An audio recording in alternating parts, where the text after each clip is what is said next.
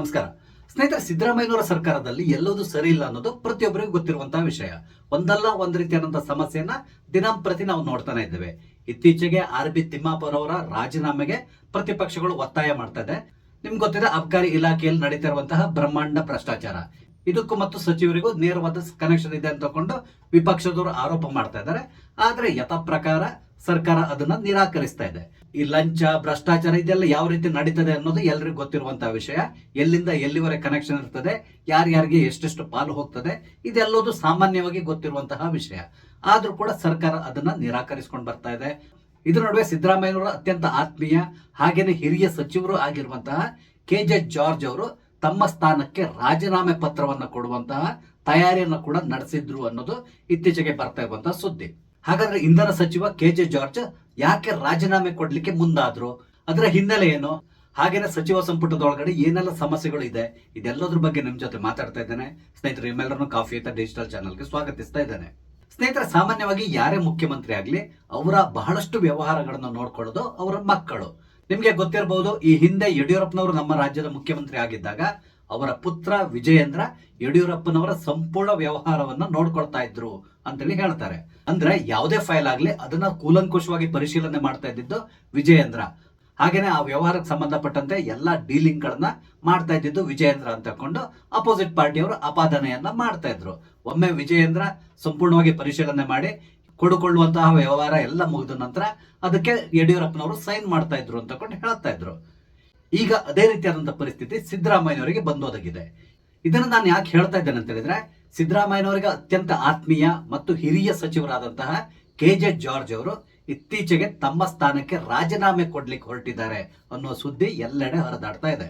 ಇದಕ್ಕೆ ಕಾರಣ ಏನು ಅಂತ ಹೇಳಿದ್ರೆ, ಸಿದ್ದರಾಮಯ್ಯನವರ ಪುತ್ರ ಯತೀಂದ್ರ ಸಿದ್ದರಾಮಯ್ಯ ಪ್ರತಿಯೊಂದು ವಿಷಯಗಳಲ್ಲೂ ಕೂಡ ಇವರ ಇಲಾಖೆಯಲ್ಲಿ ಕೈ ಆಡಿಸ್ತಾ ಇದ್ದಾರೆ. ಇವರ ಇಲಾಖೆ ಅಂದ್ರೆ ಇಂಧನ ಇಲಾಖೆಯಲ್ಲಿ ಯಾವುದೇ ಆಫೀಸರ್ಸ್ ಟ್ರಾನ್ಸ್ಫರ್ ಆಗೋದಿದ್ರು ಕೂಡ ಅದನ್ನ ಯತೀಂದ್ರ ಸಿದ್ದರಾಮಯ್ಯನವರು ಮಾಡಿಸ್ತಾ ಇದ್ದಾರೆ. ಹಾಗೇನೆ ಕೆಲವೊಂದು ಅಧಿಕಾರಿಗಳನ್ನ ಅಮಾನತು ಮಾಡ್ಲಿಕ್ಕೂ ಕೂಡ ಯತೀಂದ್ರ ಸಿದ್ದರಾಮಯ್ಯನವರೇ ರೆಕಮೆಂಡ್ ಮಾಡಿ ಸಿದ್ದರಾಮಯ್ಯನವರ ಮುಖಾಂತರ ಅವ್ರನ್ನ ಅಮಾನತು ಮಾಡಿದ್ದಾರೆ. ಈ ರೀತಿಯಾದಂತಹ ಅಪಾದನೆಯನ್ನ ಕೆ.ಜೆ. ಜಾರ್ಜ್ ಅವರು ನೇರವಾಗಿ ಮಾಡಿದ್ದಾರೆ ಅಂತ ಕೊಂಡು ಹೇಳ್ತಾ ಇದ್ದಾರೆ. ಇಲ್ಲಿ ವಿಷಯ ಏನು ಅಂತ ಹೇಳಿದ್ರೆ, ಕೇವಲ ಯತೀಂದ್ರ ಸಿದ್ದರಾಮಯ್ಯನವರು ಮಾತ್ರ ಇವರ ಇಲಾಖೆಯಲ್ಲಿ ಕೈ ಆಡಿಸ್ತಾ ಇಲ್ಲ, ಅದಕ್ಕೆ ಬದಲಾಗಿ ಸಿದ್ದರಾಮಯ್ಯನವರದ್ದು ಕೂಡ ಇನ್ವಾಲ್ವ್ಮೆಂಟ್ ಈ ವಿಷಯದಲ್ಲಿ ಇತ್ತು ಅಂತೇಳಿ ಹೇಳ್ತಾರೆ.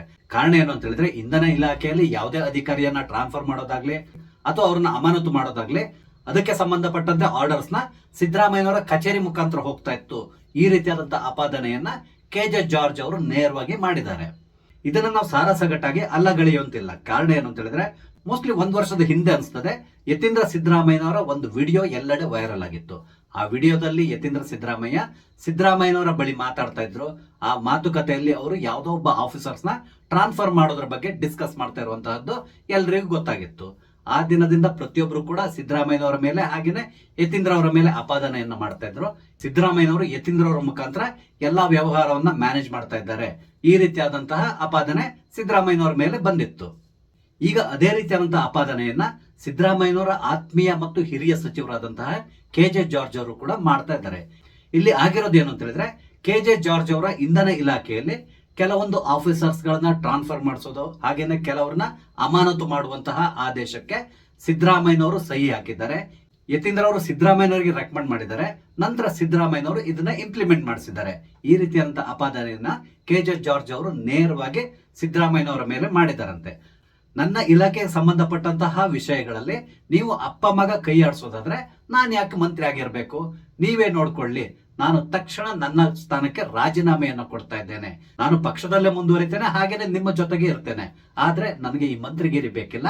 ಕಾರಣ ಏನು ಅಂತ ಹೇಳಿದ್ರೆ, ನೀವು ಮತ್ತು ನಿಮ್ಮ ಮಗ ನನ್ನ ಇಲಾಖೆಯಲ್ಲಿ ಕೈ ಹಾಕ್ತಾ ಇದ್ದೀರಾ, ಆದ್ರೆ ನನಗೆ ಇಲ್ಲಿ ಕಾರ್ಯನಿರ್ವಹಿಸ್ಲಿಕ್ಕೆ ಆಗ್ತಾ ಇಲ್ಲ, ತಕ್ಷಣ ನಾನು ರಾಜೀನಾಮೆ ಕೊಡ್ತೇನೆ ಅನ್ನೋ ನಿರ್ಧಾರಕ್ಕೆ ಕೆ.ಜೆ. ಜಾರ್ಜ್ ಅವರು ಬಂದಿದ್ರಂತೆ. ಇತ್ತೀಚೆಗೆ ಸಿದ್ದರಾಮಯ್ಯನವರು ಕರೆದಂತಹ ಸಚಿವ ಸಂಪುಟ ಸಭೆಗೂ ಕೂಡ ಕೆ.ಜೆ. ಜಾರ್ಜ್ ಅವರು ಗೈರಾಗಿದ್ರು. ನಂತರ ಕೆ.ಜೆ. ಜಾರ್ಜ್ ರಾಜೀನಾಮೆ ಪತ್ರವನ್ನ ತಯಾರು ಮಾಡಿಕೊಂಡು ಸಿದ್ದರಾಮಯ್ಯನವರ ಮನೆಗೂ ಕೂಡ ಹೋಗಿದ್ರಂತೆ. ಆ ಸಂದರ್ಭದಲ್ಲಿ ಸಿದ್ದರಾಮಯ್ಯನವರ ರಾಜಕೀಯ ಸಲಹೆಗಾರ ಪೊನ್ನಣ್ಣ ಅವರು ಕೆ.ಜೆ. ಜಾರ್ಜ್ ಅವ್ರನ್ನ ಕನ್ವಿನ್ಸ್ ಮಾಡಿದ್ರಂತೆ. ಅಂದ್ರೆ ಸಂಧಾನವನ್ನ ಮಾಡಿ, ಇಲ್ಲ ಆ ರೀತಿ ಮಾಡಬೇಡಿ, ಮುಂದೆ ಈ ರೀತಿಯಾದಂತಹ ಯಾವುದೇ ಸಮಸ್ಯೆ ಆಗದೆ ಇರೋ ರೀತಿಯಲ್ಲಿ ನಾವು ನೋಡ್ಕೊಳ್ತೇವೆ. ಈಗ ನಿಮ್ಮ ಅನುಮತಿ ಇಲ್ಲದೆ ಯಾವ ಆಫೀಸರ್ಸ್ ಟ್ರಾನ್ಸ್ಫರ್ ಆಗಿದೆ ಅಥವಾ ಅಮಾನತಾಗಿದೆ ಆ ಎಲ್ಲ ಆದೇಶಗಳನ್ನ ತಕ್ಷಣ ವಾಪಸ್ ತಗೊಳ್ಳಿಕ್ಕೆ ನಾನು ಸಿದ್ದರಾಮಯ್ಯನವರ ಬಳಿ ಮಾತಾಡ್ತೇನೆ. ಈ ರೀತಿಯಾಗಿ ಅವ್ರನ್ನ ಸಮಾಧಾನ ಪಡಿಸಿ ವಾಪಸ್ ಕಳಿಸಿದಾರಂತೆ. ಕೊನೆಗೆ ಪೊನ್ನಣ್ಣ ಆಶ್ವಾಸನೆ ಕೊಟ್ಟ ರೀತಿಯಲ್ಲೇ ಈ ಎಲ್ಲ ಅಧಿಕಾರಿಗಳ ಟ್ರಾನ್ಸ್ಫರ್ ಹಾಗೆ ಅಮಾನತು ಆರ್ಡರ್ಗಳನ್ನ ಕ್ಯಾನ್ಸಲ್ ಮಾಡಲಾಗಿದೆ. ಈ ರೀತಿಯಾದಂತಹ ಸುದ್ದಿ ಎಲ್ಲೆಡೆ ಹರಿದಾಡ್ತಾ ಇದೆ. ಈ ಸುದ್ದಿ ಯಾವಾಗ ಎಲ್ಲೆಡೆ ಹರಿದಾಡ್ಲಿಕ್ಕೆ ಶುರುವಾಯ್ತು, ಮಾಮೂಲಿನಂತೆ KJ ಜಾರ್ಜ್ ಅವರು ಆ ರೀತಿಯಾದಂತಹ ಯಾವುದೇ ಘಟನೆ ನಡೆದಿಲ್ಲ, ನಾನು ರಾಜೀನಾಮೆ ಕೊಡ್ಲಿಕ್ಕೂ ಹೋಗಿಲ್ಲ, ಹಾಗೇನೆ ನನ್ನ ಇಲಾಖೆಯಲ್ಲಿ ಸಿದ್ದರಾಮಯ್ಯ ಇರಬಹುದು ಅಥವಾ ಸಿದ್ದರಾಮಯ್ಯನವರ ಪುತ್ರ ಯತೀಂದ್ರ ಇರಬಹುದು, ಯಾರು ಕೂಡ ತಲೆ ಹಾಕ್ತಾ ಇಲ್ಲ, ನಾನು ಇಂಡಿಪೆಂಡೆಂಟ್ ಆಗಿ ಕಾರ್ಯನಿರ್ವಹಿಸ್ತಾ ಇದ್ದೇನೆ, ಆ ರೀತಿಯಾದಂತಹ ಯಾವುದೇ ಸಮಸ್ಯೆ ನಮ್ಮ ನಡುವೆ ಇಲ್ಲ ಅಂತ ಹೇಳ್ಕೊಂಡು ಒಂದು ಹೇಳಿಕೆಯನ್ನು ಕೂಡ ಕೊಟ್ಟಿದ್ದಾರೆ. ಈ ರೀತಿಯಾಗಿ ಹೇಳಲೇಬೇಕಾಗ್ತದೆ, ಇಲ್ಲ ಅಂತ ಹೇಳಿದ್ರೆ ಬೇರೆ ರೀತಿಯಾದಂತಹ ಸಮಸ್ಯೆಗಳು ಉಂಟಾಗ್ತದೆ. ಹಾಗಾಗಿ ಜಾರ್ಜ್ ಅವರು ಈ ರೀತಿಯಾದಂತಹ ಹೇಳಿಕೆಯನ್ನು ಕೊಟ್ಟಿದ್ದಾರೆ. ಆದ್ರೆ ಒಂದಂತೂ ಸತ್ಯ, ಯತೀಂದ್ರ ಸಿದ್ದರಾಮಯ್ಯನವರು ಕೆಲವು ಸಚಿವರನ್ನ ಬಿಟ್ಟು, ಅಂದ್ರೆ ಸ್ವಲ್ಪ ಸ್ಟ್ರಾಂಗ್ ಆಗಿರ್ತಾರಲ್ಲ ಅಂತವ್ರನ್ನ ಬಿಟ್ಟು ಉಳಿದಂತಹ ಎಲ್ಲಾ ಸಚಿವರ ಇಲಾಖೆಗಳಲ್ಲಿ ಕೈ ಆಡಿಸ್ತಾ ಇದ್ದಾರೆ. ಹಾಗೇನೆ ಅವ್ರಿಗೆ ಏನ್ ಬೇಕೋ ಆ ಕೆಲಸಗಳನ್ನ ಅಲ್ಲಿ ಮಾಡಿಸ್ತಾ ಇದ್ದಾರೆ. ಅಂದ್ರೆ ಈ ಟ್ರಾನ್ಸ್ಫರ್ಸ್ ಇರ್ಬೋದು ಅಥವಾ ಬೇರೆ ಬೇರೆ ರೀತಿಯಾದಂತಹ ಡೀಲಿಂಗ್ ಗಳಿರ್ಬೋದು, ಅದೆಲ್ಲದನ್ನು ಮಾಡ್ತಾ ಇದ್ದಾರೆ ಅಂತ ಹೇಳ್ಕೊಂಡು ಬಹಳ ದಿನಗಳಿಂದ ಬರ್ತಾ ಇರುವಂತಹ ಆಪಾದನೆ ಅದು ಈಗ ಪ್ರೂವ್ ಆಗ್ತಾ ಇರೋ ರೀತಿಯಲ್ಲಿ ಕಾಣಿಸ್ತಾ ಇದೆ. ಅಧಿವೇಶನ ನಡೀತಾ ಇರುವ ಸಂದರ್ಭದಲ್ಲೇ ಈ ಒಂದು ವಿಷಯ ಸಿಕ್ಕಿರೋದು ವಿಪಕ್ಷದವರಿಗೆ ಒಂದು ರೀತಿಯಂತ ಬ್ರಹ್ಮಾಸ್ತ್ರ ಸಿಕ್ಕಿದ ರೀತಿಯಲ್ಲಿ ಆಗಿದೆ. ಇದನ್ನ ಅವರು ಯಾವ ರೀತಿಯಾಗಿ ಉಪಯೋಗಿಸ್ಕೊಳ್ತಾರೆ ಅನ್ನೋದನ್ನ ನಾವು ಮುಂದಿನ ದಿನಗಳಲ್ಲಿ ಕಾದ್ ನೋಡ್ಬೇಕಾಗಿದೆ. ಇಲ್ಲಿ ನಾವು ಯಾರನ್ನೂ ಕೂಡ ದೂರ್ಬೇಕಾಗಿಲ್ಲ ಅಥವಾ ಯಾರನ್ನೂ ಕೂಡ ಹೊಗಳಬೇಕಾಗಿಲ್ಲ. ಕಾರಣ ಏನು ಅಂತ ಹೇಳಿದ್ರೆ, ಯಾರೇ ಮುಖ್ಯಮಂತ್ರಿ ಆಗ್ಲಿ ಅಥವಾ ಯಾರೇ ಮಂತ್ರಿ ಆಗ್ಲಿ, ಸಾಮಾನ್ಯವಾಗಿ ಅವರ ಮಕ್ಕಳು ಇಂತಹ ವ್ಯವಹಾರಗಳನ್ನ ಹೊರಗಿನಿಂದ ಮಾಡ್ಕೊಂಡು ಬರ್ತಾ ಇದ್ದಾರೆ. ಇದೆಲ್ಲದೂ ನಾವು ನೋಡಿದ್ದೇವೆ, ಮುಂದೆ ಕೂಡ ಅದು ನಡ್ಕೊಂಡು ಹೋಗ್ತದೆ. ಕೆಲವೊಮ್ಮೆ ಮಾತ್ರ ಇದು ಹೊರ ಬರ್ತದೆ, ಇಲ್ಲ ಅಂತ ಹೇಳಿದ್ರೆ ಎಲ್ಲದೂ ಕೂಡ ಸೀಕ್ರೆಟ್ ಆಗಿ ನಡ್ಕೊಂಡು ಹೋಗ್ತಾ ಇರ್ತದೆ. ಇದನ್ನ ಬದಲಾಯಿಸಲಿಕ್ಕೆ ಖಂಡಿತವಾಗಿ ಯಾರ ಕೈಲೂ ಸಾಧ್ಯ ಇಲ್ಲ. ಸ್ನೇಹಿತರೆ, ಈ ಎಲ್ಲ ವಿಷಯಗಳ ಬಗ್ಗೆ ನಿಮ್ಗೆ ಏನ್ ಅನ್ಸ್ತದೆ? ನಿಮ್ಮ ಅನಿಸಿಕೆಗಳನ್ನ ದಯವಿಟ್ಟು ಕಮೆಂಟ್ ಮುಖಾಂತರ ತಿಳಿಸಿ. ಹಾಗೇನೆ ನಾನಿಲ್ಲಿ ಹಂಚ್ಕೊಂಡಂತ ವಿಷಯ ಇಷ್ಟ ಆದ್ರೆ ಲೈಕ್ ಮಾಡಿ, ಶೇರ್ ಮಾಡಿ, ದಯವಿಟ್ಟು ನನ್ನ ಚಾನಲ್ ಸಬ್ಸ್ಕ್ರೈಬ್ ಮಾಡಿ. ನಮಸ್ತೆ, ಜೈ ಹಿಂದ್.